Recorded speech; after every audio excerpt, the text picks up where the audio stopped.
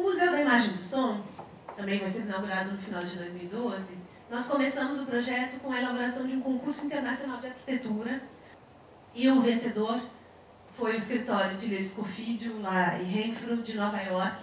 Eles têm vários projetos, conceitos. Eles trabalham muito, é um escritório de arquitetura, mas que também trabalha com artes. Então, eles conseguem entender profundamente as necessidades de museus.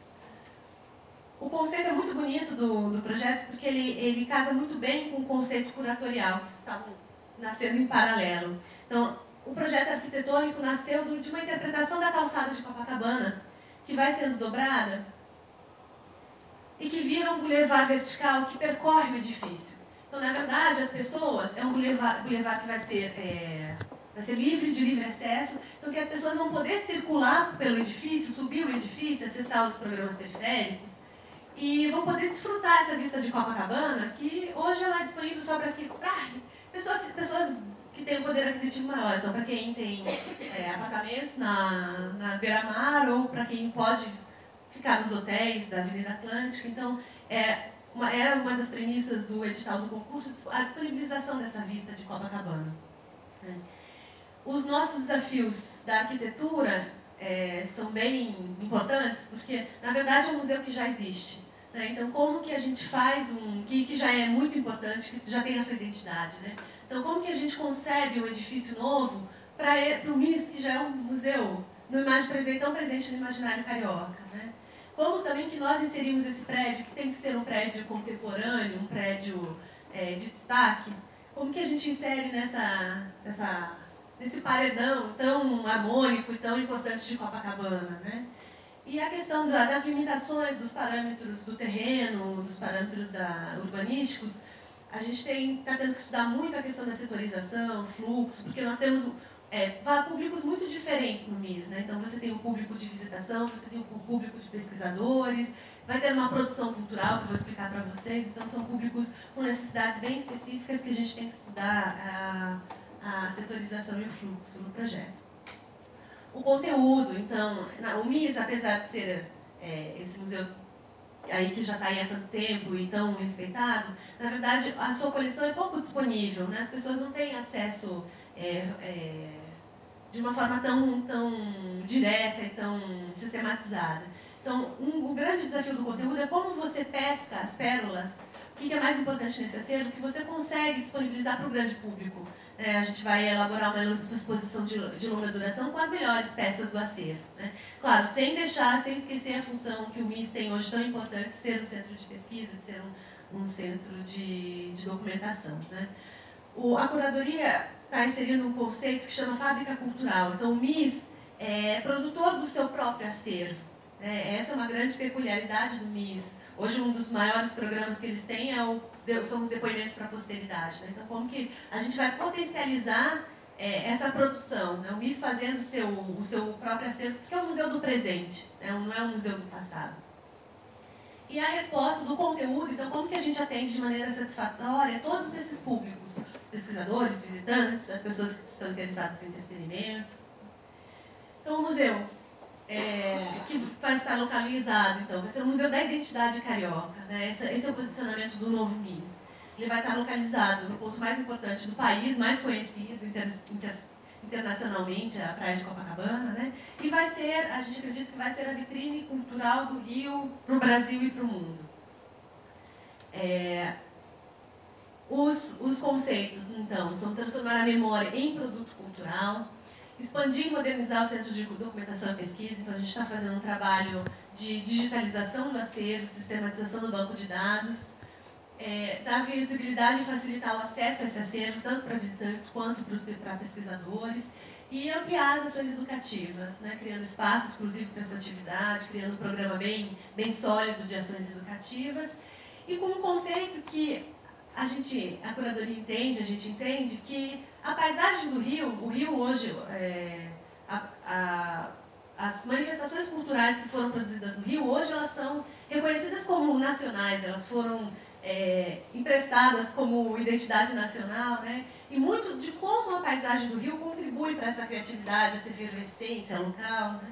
O Baixo Atlântica é o pavimento de chegada do prédio, então vai ser um pavimento totalmente livre, público, e com esse conceito de baixo, né, que é muito presente na cultura carioca, que é o ponto de encontro das pessoas. Então a gente acredita que aí vai ser o ponto de encontro de Copacabana. Né? Então, espaço público com o conceito de continuação do passeio, né, e que vai dar acesso direto às exposições temporárias. O segundo pavimento é chamado de Espírito Carioca. Então, no Espírito Carioca, o curador quer falar do humor, rebeldia e festa, que são as características que são muito fortes no carioca, né? Que marcam o modo de ser carioca. Então, vai ter a primeira sala, vai chamar Salão do Humor Carioca, que vai tratar de peças, das peças mais importantes, de comédia, de filmes, de cartoons. Vão ter, basicamente, a gente está contando aí mais ou menos 100 audiovisuais que estão sendo produzidos, que vão ser produzidos. A segunda sala é a Rio 40 Graus, então uma sala que vai contar as manifestações que aconteceram na cidade, então Revolta da Chibata, Passeata dos 100 mil, então como essa questão das manifestações, da rebeldia, é presente na cidade. E a última sala desse nível chama Salve Carnaval. Então, uma sala que vai ser uma sala toda espelhada, experimental, que a gente vai contar a história do carnaval e que vamos levar o visitante a ter uma experiência, não sei se a gente já está na hora, 5 minutos, uma experiência sobre o carnaval. O segundo nível é o nível da música. Nós temos 4 salas, a banda vai contar basicamente a história dos instrumentos e como que o Brasil se apropriou de instrumentos clássicos para fazer a sua própria música. Então, qual a importância do piano na música brasileira, o que o Tom Jobim mudou na forma de tocar piano para o mundo, o choro e o samba. A terceira sala, a sala do rádio, então vai falar muito das produtoras de rádio, da Rádio Nacional. E a última sala chama Carinhoso, que vai ser um espaço de fruição musical, onde são totens que as pessoas vão poder sentar e vão poder ouvir um bom recorte curatorial de choro, de bossa nova, ou só do Vinícius. Então, é um espaço de fruição. O terceiro nível chama Alegres Trópicos, então vai falar dos nossos principais produtos de exportação, que é a Carmen Miranda e as novelas. O nível É Sol, É Sal, É Sul vai mostrar basicamente a evolução da cidade através das panorâmicas do Malta e do Guilherme Santos, que a maior parte do acervo está no MIS, então são panorâmicas belíssimas que vão falar da cidade, da natureza e do cinema da cidade. E a boate, quando ela é inserida no percurso museográfico, ela vai ter dois vieses. Né? O primeiro é falar sobre a história e a importância das boates em Copacabana, como que elas foram decisivas e foram importantes na criação dos ritmos e da produção cultural, musical carioca. E a segunda abordagem da boate é contar a importância da música black, da black music, na formação da música brasileira. E por último, vou apresentar para vocês o Museu da Manhã. Então é um museu que nós começamos as obras semana passada, do PIR. Nós também tínhamos bastante desafios da arquitetura. Para esse projeto foi convidado o Santiago Calatrava, que é um dos maiores arquitetos hoje do mundo. A gente está muito feliz dele ter aceito o nosso convite. E a grande limitação do projeto era a altura. Nós tínhamos uma restrição para preservar a visada do Mosteiro de São Bento. Então, o arquiteto ele fez esse edifício mais linear e respeitando essa altura limite. Né? É, sem dúvida, um edifício que deveria ser um ícone, né, pela sua localização, pelo seu destaque. E é um edifício que se propõe a usar muitas tecnologias inovadoras na arquitetura. Então, ele vai gerar parte da sua energia através dos painéis fotovoltaicos. Então, é um edifício que se mexe. Essas abas, essas lamelas laterais, elas vão abrir e fechar de acordo com o movimento do Sol e elas vão ter painéis fotovoltaicos que vão fazer essa captação da energia solar. A gente tem a própria água do mar, que é filtrada e alimenta esses espelhos da água. Na verdade, ela entra por um sistema para resfriar o ar-condicionado. Então, a gente faz o resfriamento de ar-condicionado pela água do mar. E ela volta para esse espelho da água para adquirir a temperatura, para poder voltar para o mar. Os desafios do conteúdo, o Museu da Manhã, né? Então, é um museu que tem que sempre ser atual, ele tem que estar sempre se atualizando. Né? Além disso, o suporte tem que ser sempre atual. Né? Como que a gente usa também a ciência e a tecnologia para apoiar essa narrativa do museu. Não é um museu de ciências e tecnologia, eu vou entrar no conceito do conteúdo para vocês, mas é um museu que usa a ciência e tecnologia para contar a sua história, né?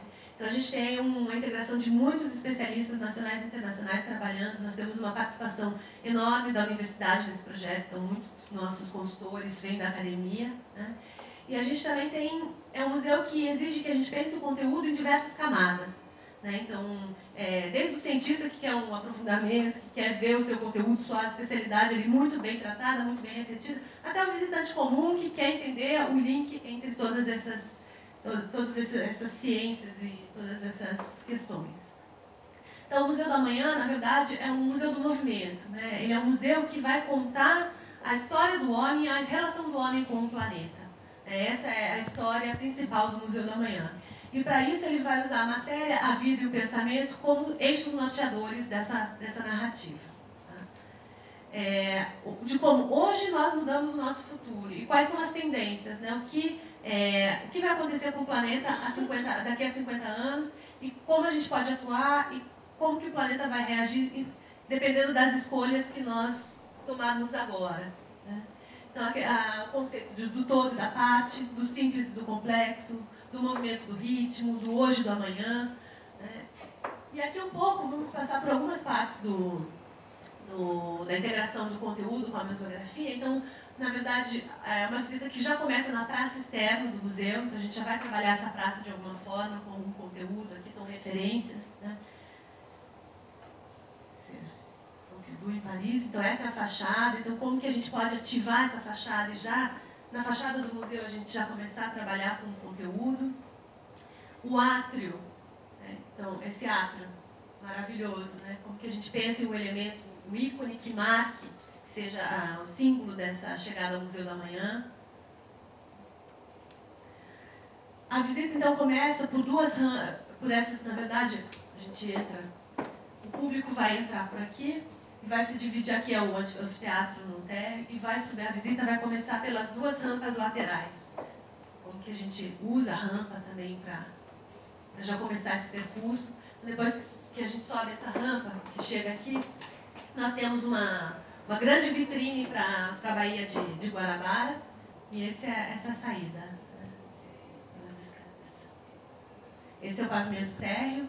Então, nós vamos ter uma área educativa. Nós temos também dois grandes espaços do museu. Um é o chamado Centro de Referência das Profissões do Amanhã. Então, um espaço que a gente quer disponibilizar para a população, para que a gente possa informá-los sobre quais são as profissões do amanhã, o que está surgindo. São hoje profissões que daqui nossos filhos ou nossos netos vão trabalhar que nem existem, né? Então, para ser um espaço que a gente consiga atualizar as pessoas e prestar uma consultoria, uma assistência com relação às questões profissionais.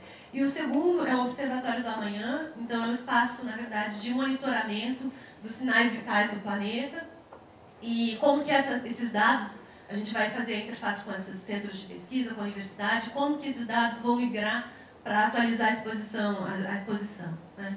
E aí a gente vai ter uma equipe uma equipe curatorial atuando diariamente para atualizar o conteúdo do museu. Essa é a perspectiva do auditório e finalizando a visita nesse restaurante, ele abre, né, e fica quase que uma marquinha.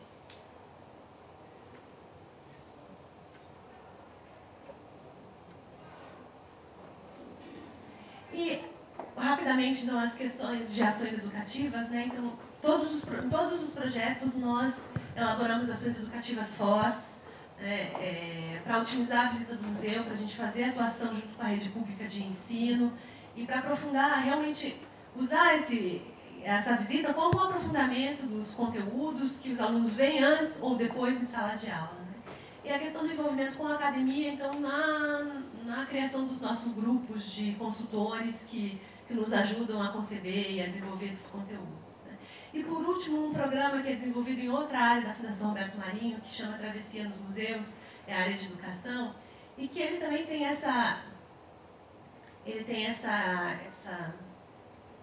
esse objetivo de promover atividades transdisciplinares através da metodologia do telecurso, que otimize a visita do museu e que essas visitas aos museus complementem as atividades em sala de aula e a formação desses alunos.